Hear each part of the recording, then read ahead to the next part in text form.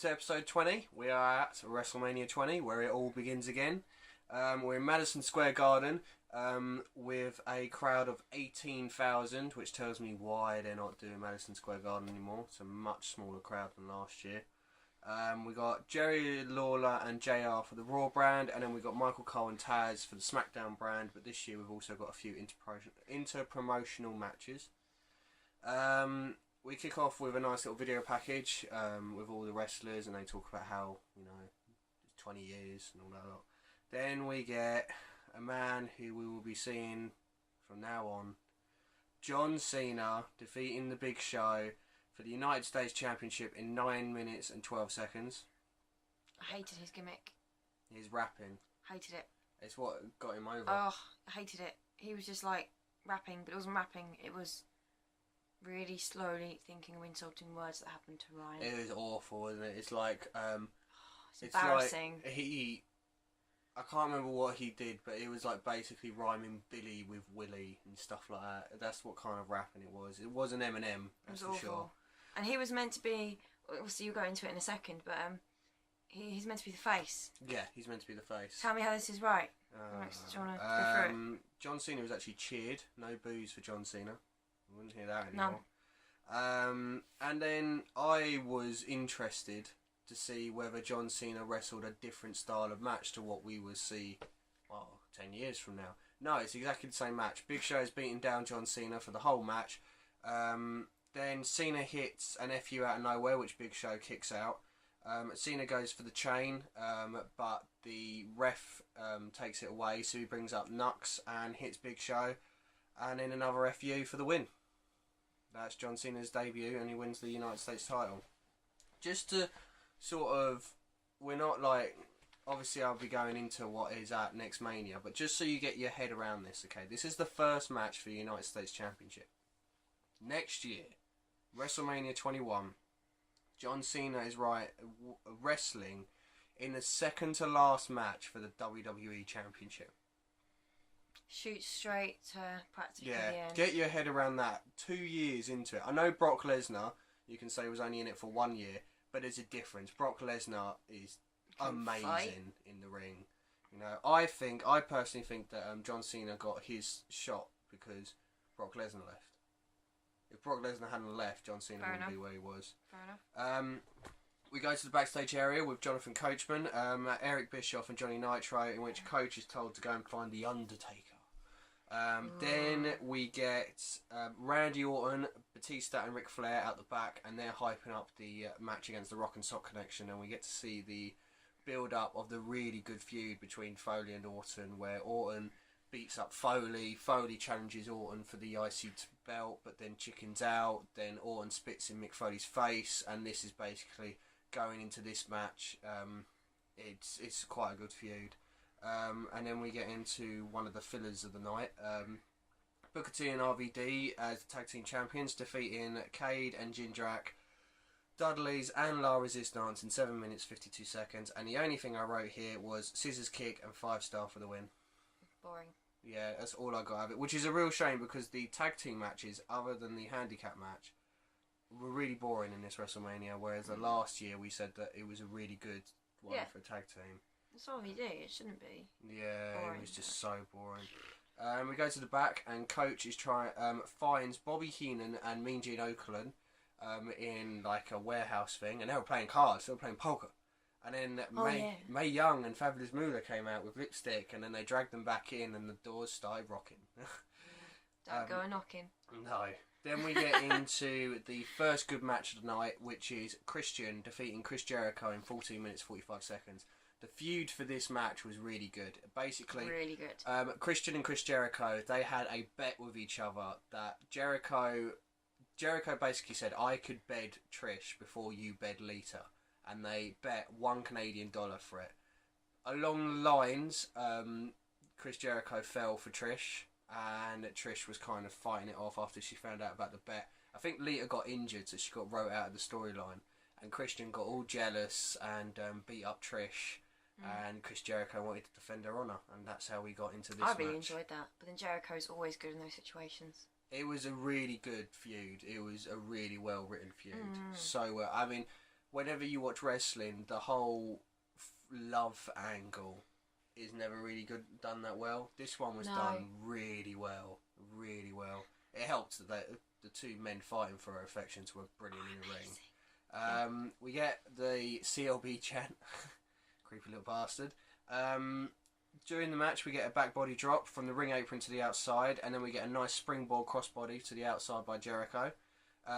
Then Christian does a back drop over the top rope to the outside, to which Jericho actually goes over the top rope backwards, so he doesn't actually see where he's going to land, which was really good. Yeah, it's pretty awesome.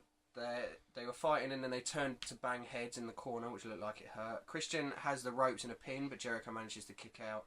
And then Jericho hits the bulldog and the lion salt, but that goes into the knees. Then there's a front suplex from the top rope, and Jericho locks in the Texas Cloverleaf, Dean Malenko's move.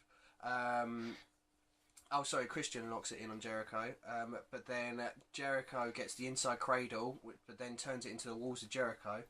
Christian manages to square him out of the ring, then we get a walls of Jericho on the outside, kind of like last year's WrestleMania. We then get a really nice double arm suplex off the top rope. And then an angel comes down the ramp. Sorry, Trish. And then Christian drags Trish in straight away and throws her into the corner. Jericho goes to check on her, and Trish accidentally elbows Jericho in the face. And then Christian quickly rolls him up for the win. And then straight after the match, Christian bolts, and Trish is like apologising to Jericho. Christian comes back into the ring, and Trish is trying to stop Jericho from having a fight. And then she slaps his face into hell, and he turns into the... Slaps his face into hell, into yeah. Hell. It's a pretty good slap. And then you get what we now know as the kill switch, but it was the unprettier back then. And then Trish sticks her tongue down Christian's throat, and... Oh, Trish, why? Chris Jericho was defending your honour. It's because you have no honour. She's not an angel. Great. It was a great swerve. I remember watching it and was just shocked. Completely shocked that Trish had just turned her back on Jericho. Did you think more of her? In that outfit, I could not have a bad thought about her ever. It's a very nice outfit. The clothes really fit her well. Then we go to the back and we get a Rock and Foley promo, which was Rock basically is firing up Foley. He tells Lillian Garcia not to look at the people's package before saying finally he has returned to New York. Yeah. He's firing up Foley, and then he has this really cool moment where he goes around and he finds Hurricane and Rosie, superhero in training, eating a hamburger. Then he sees Jimmy Snuka and Don Morocco, and then he gets a shot of all of these people in the crowd. Get a shot of the millions. And millions. And millions. And then he did the If You Smell, but it went, if you smell what The Rock and Sock is cooking. And I did get mini goosebumps at that point. It was like, there's two moments in this WrestleMania that I got goosebumps. Then we go into the match. Evolution defeating Rock and Sock in 17 minutes. Rock looks like he's having a lot of fun in this match. Yeah. He mocks Ric Flair a lot in this match as well. Yeah. He does the dance, doesn't he? Yeah, he does the strut. There's a backdrop on the outside, and Foley dives off the ring apron, which he always does, which is always nice to see. Orton keeps running from Foley, because obviously he's scared. Then Ric Flair is chopping The Rock to hell.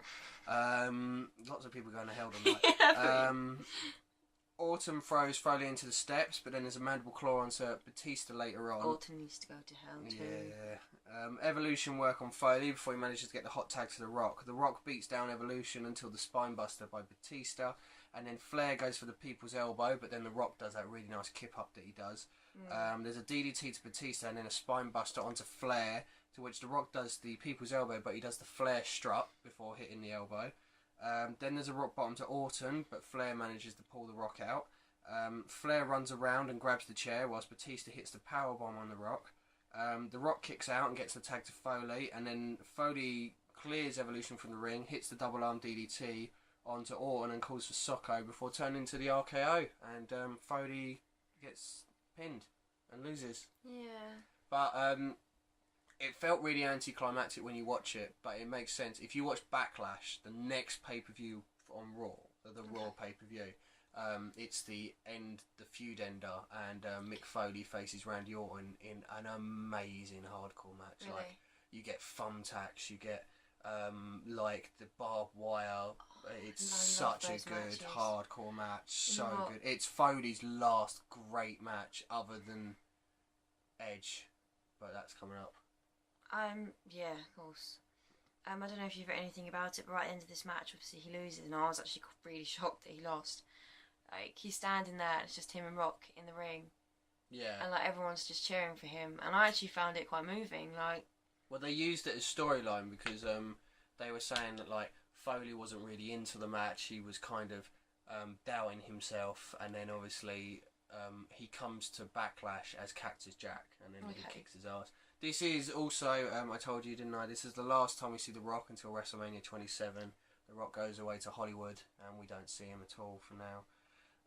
Then we get the first class of the Hall of Fame, which is a big class. We get Harley Race, Sergeant Slaughter, Billy Graham, Jesse Bobby Ventura, Tito Santana, Bobby Heenan, Greg Valentine, who Triple H seems to have modelled his hair on, Big John Studd, Pete Rose, Don Morocco, and Junkyard Dog. Really nice to see. I didn't know Junkyard Dog had died before this. Yeah. I didn't know he died, which is sad.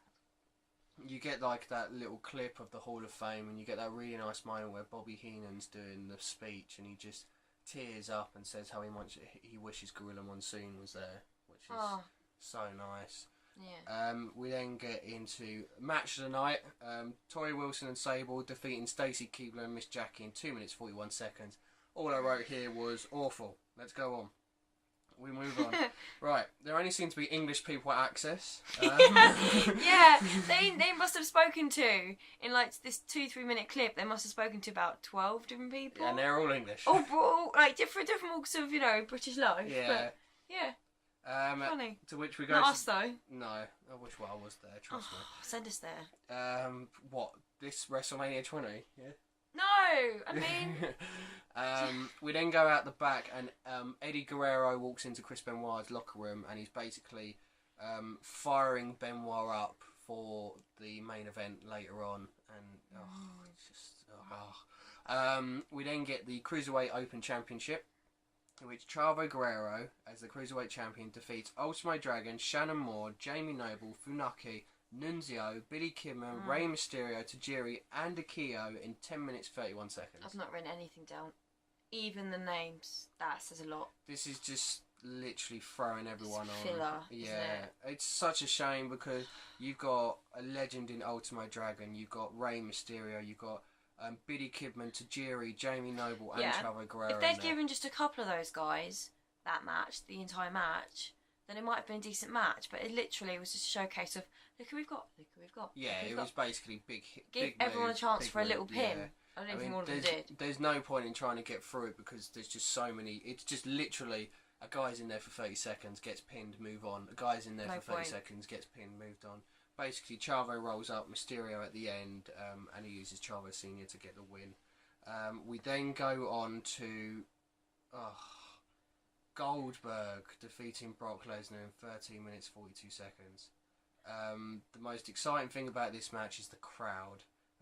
Steve Austin is a special guest referee, and for those of you that don't know, Brock Lesnar, I think 2 or 3 days before WrestleMania, went to Vince and he said, look, I want to leave because I want to go and play in the NFL. And because of that, the original plan was Brock Lesnar would defeat Goldberg because Goldberg was also leaving after this match because his contract was up. And then because obviously Brock Lesnar, I don't want to say it because I love Brock Lesnar, but he practically screwed over WWE by literally walking out. They changed the match and had Goldberg win. Huge legal dispute after this. Straight away we get a "You Sold Out" chant by the crowd because they know. Then the na na na na na na na na hey goodbye to Brock. We get an Austin chant. 3 minutes into the match and we still get no fighting. We get just staring. Now, at the very beginning, right? First of all, I felt sorry for Brock because I was like, actually, this is pretty shit. They're all like proper going for it and proper like shouting at him, and then they kept staring at each other. I'm like, oh, this is kind of it's getting quite tense. And then it carried on, and then it carried on, and I didn't watch most of the match because that's all it was. Just nothing happened. Even when it got started, it didn't really get started, did it? No, not really. It's just such a shame. It's Brock. Yeah, I know. There was a Goldberg chant, elbow tie up for almost a minute with no winner. Then we get another elbow tie up for another minute with again no winner. This match sucks chant, then a boring chant. A military press into the spear, then a Goldberg sucks chant. This match sucks chant again.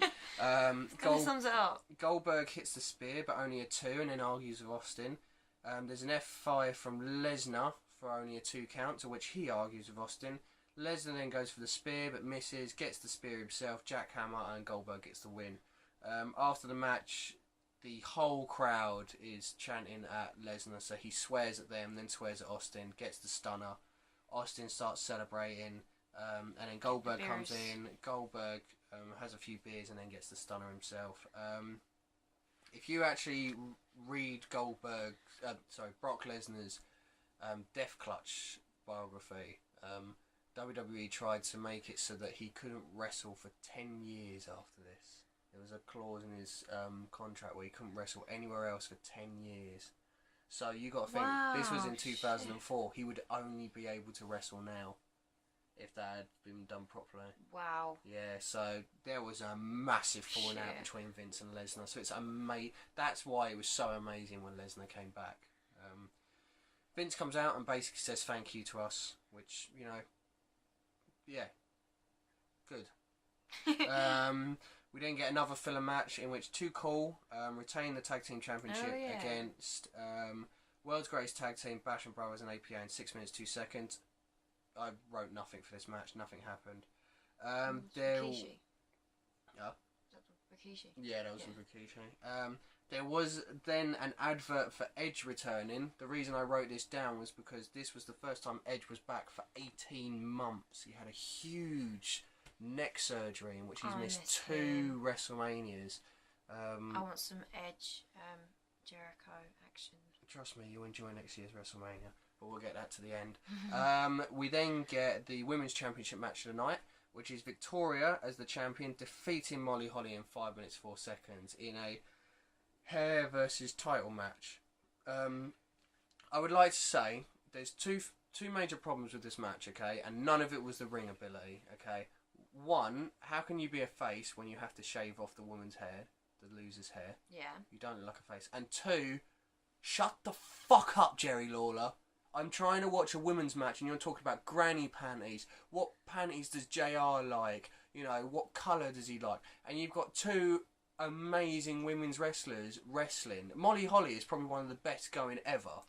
He puts, like, a really bad name to, like, male wrestling fans, and he cheapens the whole thing. Yeah, what's really annoying is creepy. Now, today, you get shit wrestling, and then because of that, you get shit commentary during it. We were having brilliant wrestling during this time period, but because Jerry Lawler was there, we were getting shit commentary as well, because he can't go through any time seeing women without talking about their fucking panties or their fucking puppies. It's fucking annoying. There's an arm lock to which Victoria kips up really nicely and cartwheels out of the arm lock.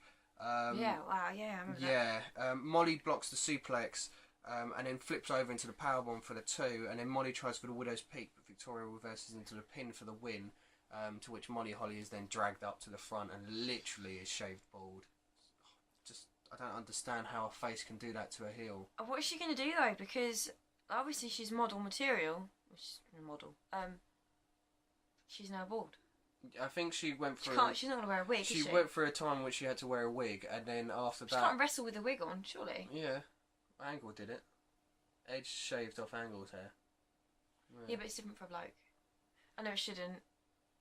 No, she still manages it. Molly Holly's amazing. She can make anything work. Yeah. Respect. We then go in, because we have 3 good matches in a row. We then go into Eddie Guerrero defending the WWE Championship against Kurt Angle. This was a pleasant surprise. Yeah. I don't know what to say then. Yeah, after what most of the matches we've seen so far, this was welcome. WrestleMania really took a turn for the better. 21 minutes and 33 seconds this one went. I really liked the video beforehand because there was a part of it that I've always liked in which Paul Heyman makes Eddie Guerrero get his hands handcuffed for a match, and then Heyman runs away, and like this music goes in the background, and Angle just turns up, and he is punching the hell out of Eddie Guerrero, and all you hear is Eddie say, "We have the greatest fans in the world, but they have no appreciation for what I'm doing," and you just see Angle cold cutting Eddie Guerrero. He's just smacking him down, causing him to bleed and everything. It was brilliant. We get mat wrestling, a lot of mat wrestling to start, and then Taz says WWE fans pay to cheer for who they want, and that's what WWE is all about. Not in 2014, it's not. But anyway, there's 3 tackles from Eddie Guerrero to Angle, and then Angle slides out, to which Guerrero, basically the story is that Guerrero is keeping up pace with Angle, but he's also got the brawling style, which Angle has to sort of take on. We go back to wrestling, an armbar into a spin out by Angle, which was really nice. I'd like to say I didn't cover it in the last one. Taz, the commentator, he's really bad in TNA. He has been amazing in these last 2 WrestleManias because he knows his moves. Like every mat wrestling move, he knows what they are. He's really good around this time. There was an amazing arm drag by Eddie into an armbar. There were loads of stretches by Angle to try and weaken Eddie down. Eddie goes for the 3 Amigos, but Angle then reverses that into a German. And Angle then goes to hit the German over the top rope, but Eddie managed to land on the ring apron really nicely, to which Angle goes out and goes to German him off the apron, but Eddie fights out. But it's a really nice image where you've literally got Angle like that, and Eddie's like must be taking on the full force of him on the ropes. Eddie jumps off the top rope into the guardrail because Angle manages to move. There's a lots of belly suplexes by Angle. There's a missed frog splash, and then Angle starts punching Eddie again, but Eddie starts to fire up. There's a German suplex and Angle holds on, but that's blocked into a roll up, to which there's a 2 count. There's an Angle slam, but he goes for the Angle slam, but then Eddie sort of like reverses it into an arm drag, really nice. Then there's a tilt-a-whirl head scissors, then the 3 Amigos, but the last one's turned into the ankle lock by Angle. Eddie manages to kick away and Angle runs into a drop kick. Angle then goes, hits the flash top rope belly to belly, which he does really nicely, where someone's on the top rope and he runs up to the top rope and hits the belly to belly. Yeah. Then the straps come down and we get the ankle lock, but then Eddie counters that into a roll up again for a 2 count. The Angle slam is then counted into the DDT. There's a frog splash for a 2 count. Eddie's picking up Angle, but Angle is playing possum and locks in the ankle lock, to which we get the end sequence, which is really nice. Eddie rolls through and then starts grabbing his foot and starts loosening up the boot, in which you get this really nice image of Angle's Eddie's sitting in the ring and Angle suddenly pops his head up and all you hear is Eddie go, "Oh shit," and try and run away. It was an awesome moment. Yeah. Ankle lock is then locked in, but then Eddie kicks off the boot where he's loosened it. I really thought, I said to you, didn't I? I was like, is he actually really hurt? Yeah. Because he's taking his boot off like... Typical Eddie style. Then there's a small package and he gets his feet on the ropes for the cheating win. Great match. What a match. Great match. This, on any other WrestleMania, this would be match of the night. Yeah. I was literally about to say that because at this point I was like, oh my god. My paper, I've got like match of the night, person of the night, every moment of the night, and then the next few matches happen, and wow, just the next match I want to say isn't a great match, but it's what happens before the match which makes it great. That's what I think. You get the video package. Kane has basically buried the Undertaker alive at Survivor Series, and ever since then, Kane has been getting messages from The Undertaker saying he's coming back. And obviously for the last 4 years, I want to say, we've had Undertaker coming out on the motorbike, the American Badass. Kane comes out, and then the gong hits, and the lights go down. Oh, I'm getting goosebumps just talking about it. Oh my god. This entrance is the best entrance I've ever seen. I had goosebumps knowing it was coming. It's just amazing. The lights are out and then you hear the He's really funny. Yeah. He wrecks every like chilling moment because he's so funny. Yeah.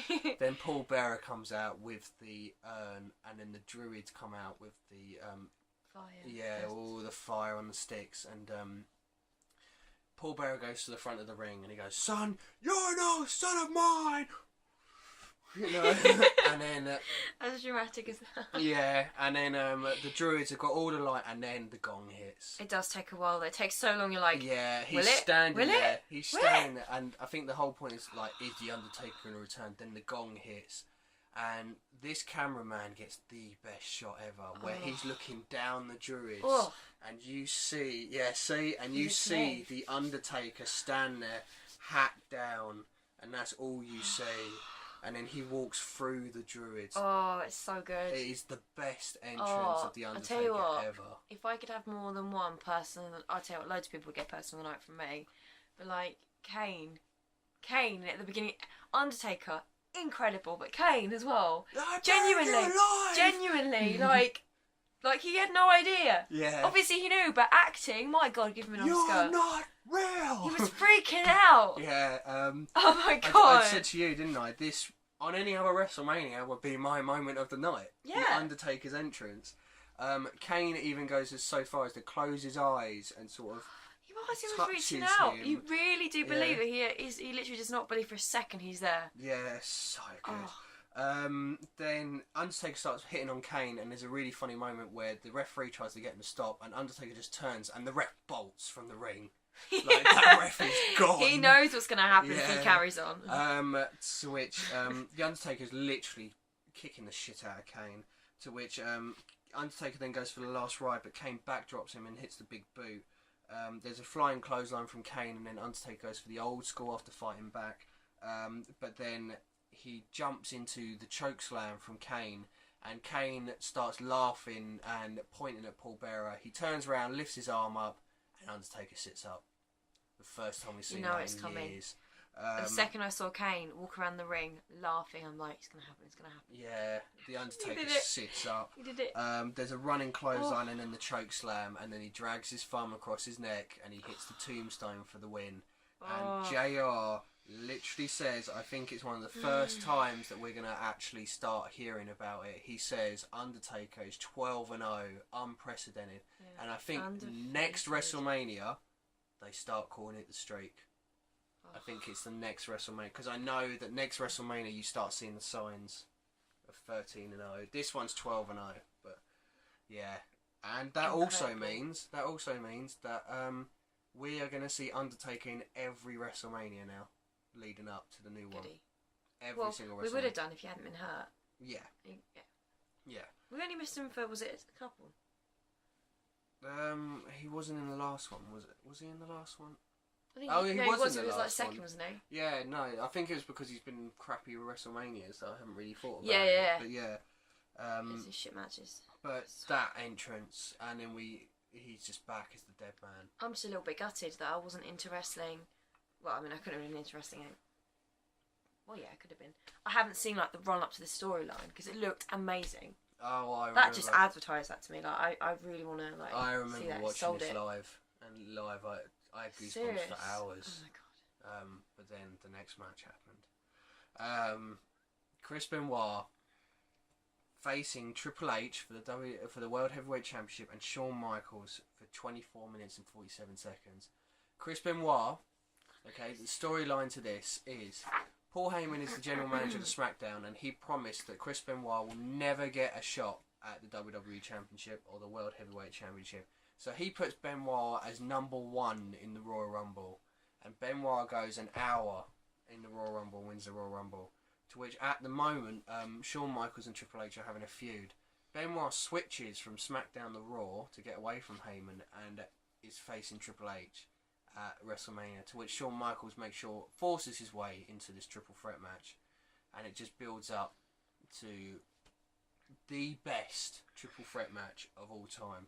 It could even be one of the best WrestleMania main events of all time, I think. Thinking about all the main events we've had, you know. Yeah.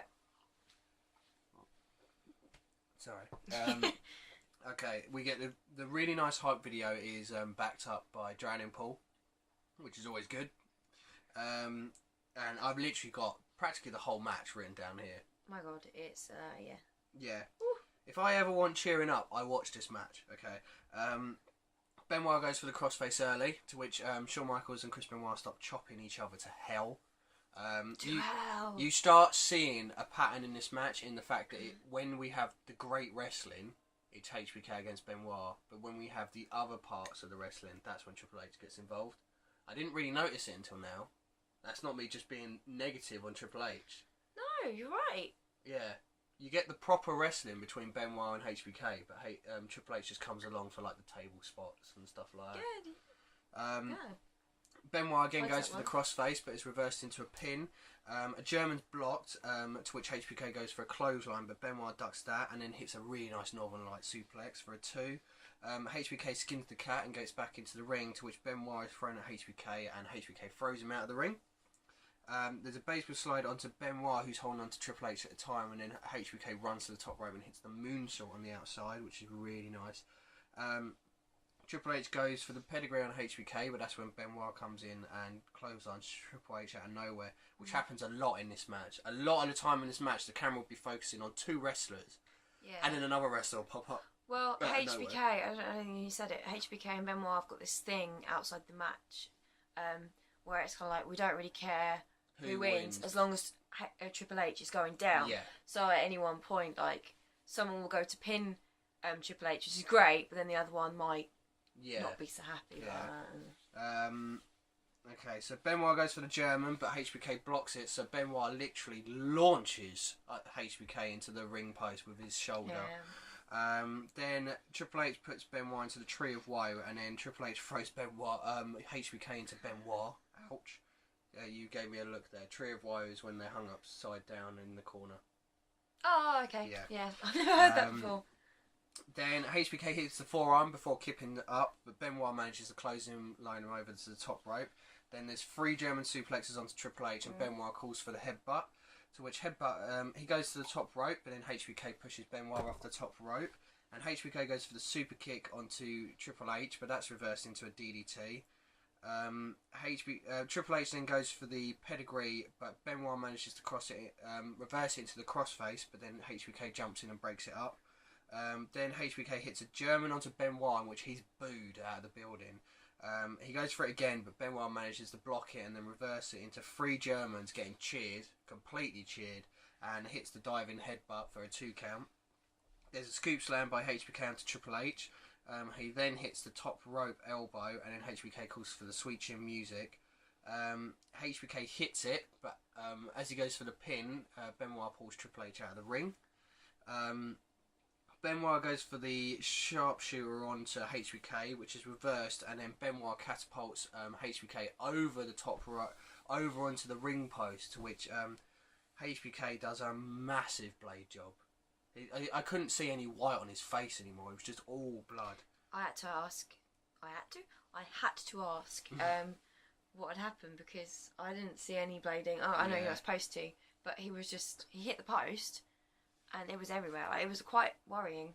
He was busted open big time. To which Benoit then locks in the crossface, and this is a really cool spot. I always found this really cool. Benoit has the crossface in and HBK goes to tap out, but Triple H just grabs hold of HBK's hand, stopping him from tapping out before breaking up the crossface. It was kind of like, he didn't want anyone else to win. Obviously, he wants to win the match, and he has to want to pin somebody. But in the back of my mind, I'm like, DX reunion. Oh, it's like, no, obviously. Yeah. Wishful thinking. Benoit and Triple H start fighting on the outside, to which Benoit goes for a German suplex through the announce table, but then Triple H fights back, goes for a pedigree, to which Benoit fights out of that, and then HBK turns up, and Triple H and HBK double suplex through the announce table to Benoit, and there's this good image of HBK basically telling Triple H to get in the ring with all blood down his face.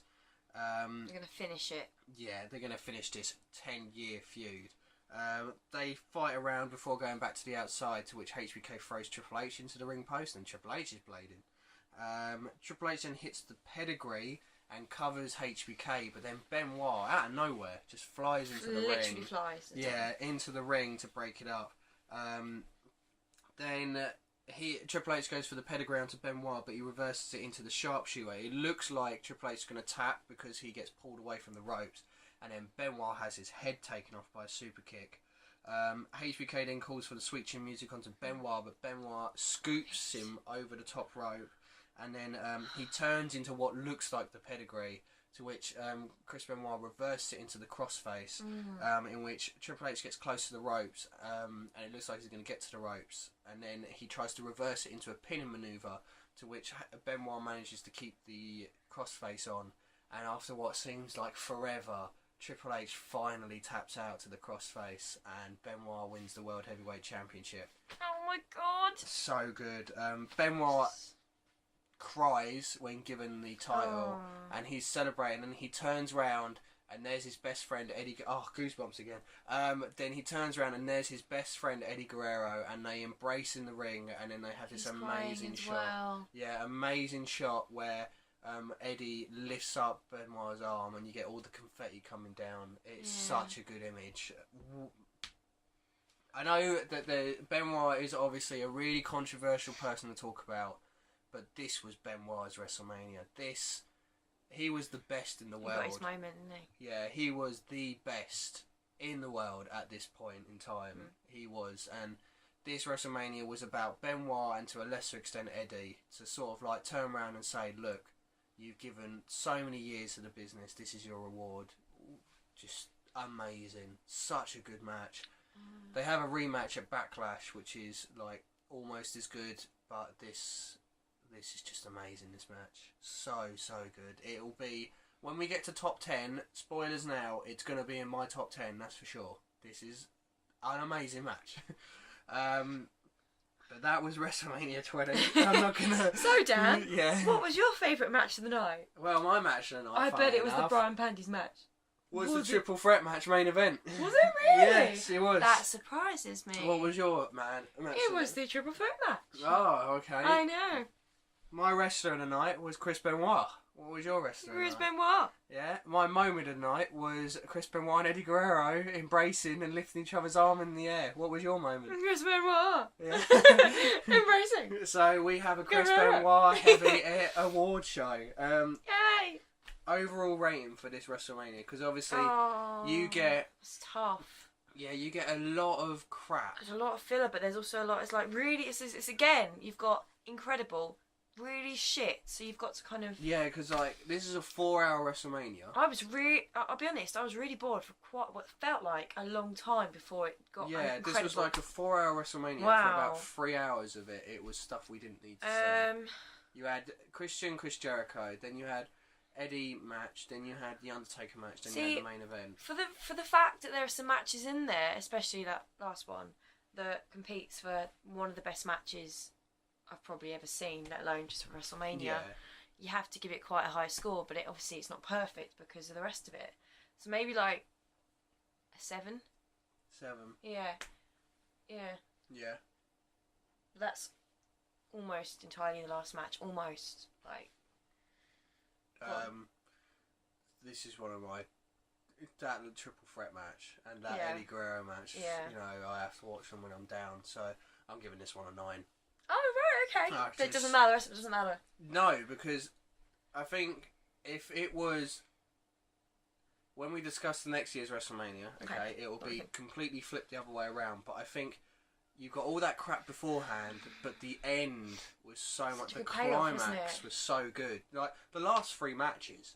Yeah. I mean, even if you count the fact that Undertaker's match weren't that great, it was the storyline going into it and the moments. Whereas the Eddie Angle match was amazing, and then you got the Benoit Triple H HBK match, which was amazing, which shows how good it is because I don't like Triple H, and I'm not a fan of his matches, and it was just so good, and it pains me to watch it, and you've got 18,000 in Madison Square Garden chanting for Chris Benoit, and 3 years later he's stricken from the record after. I understand, you know, what he did and everything like that, but watch this match and try and tell me that you don't still respect his wrestling ability. Judge him as a wrestler. Yeah. And he was an incredible wrestler. Yeah, I mean, when I watch when I watch Wayne Rooney playing football, I don't judge him for the granny fucker that he is. I judge him on the footballing ability that he has, you know? So, that's exactly how I judge Chris Benoit. PG. This is PG, yeah? What's coming up? Damn. What's coming up? Okay. Bingham. We're at WrestleMania 21. We're in Hollywood. Okay. We have so many big matches. I'm going to tell you them all. Main event is Batista against Triple H for the World Heavyweight Championship. Second main event is John Cena against JBL for the WWE Championship. They don't matter. Because I'm so glad you said that. Because this is supposed to excite me. WrestleMania 21 has an opener that will most probably fight with the Owen and Brett match. We have Eddie Guerrero versus Rey Mysterio as the opener. Okay. Cool. We get the first ever Money in the Bank match, which is participants are Chris Benoit, Kane, Christian, Chris Jericho, Edge, and Shelton Benjamin. Yeah. I don't know who he is, but okay. He's the black guy in World's Greatest Tag Team. Okay, You haven't seen anything yet from him. Cool. Then, this one is Undertaker versus Randy Orton with the streak on the line. And I'm so glad to know that he loses. and also, the match that I'm looking forward to, maybe more than Eddie Guerrero against Rey Mysterio, is Kurt Angle versus Shawn Michaels in what is a very underrated match. Okay. Yes. So that is WrestleMania 21. We also get these really cool, you'll get to see them, but we get these really cool parodies where, like, for instance, they do movies where it's in Hollywood. So, for instance, they do a Basic Instinct one, which is Chris Jericho, Christian, and then you get Stacey Keebler on the other side and stuff like that. You get these really funny ones. You get The Undertaker, who does Dirty Harry. You know, do you feel lucky, punk? That is Dirty Harry, isn't it? I know it's a Clint Eastwood film. That's as far as I go. Tell us if we're wrong. Yeah. I'm sure you have done in the past. Yeah. Whatever. What? I'm just trying to have a look at something, but it's not right. Yeah, carry on. Yeah? Okay. Yeah. And so that was WrestleMania 20. We stuck through and we got to see, finally Chipmunk got to see one of my favourite ever matches and best moments ever. It was pretty amazing. It was worth staying up for, but my God, it's late. We've done this, and it's what, 2? It's quarter to 3 in the morning. Yes, it is. Yeah. Yes, it is. That was WrestleMania 20. I was Bingham. That was Chipmunk. That was Forks. We will see you tomorrow for WrestleMania 21, in which they finally acknowledged a streak.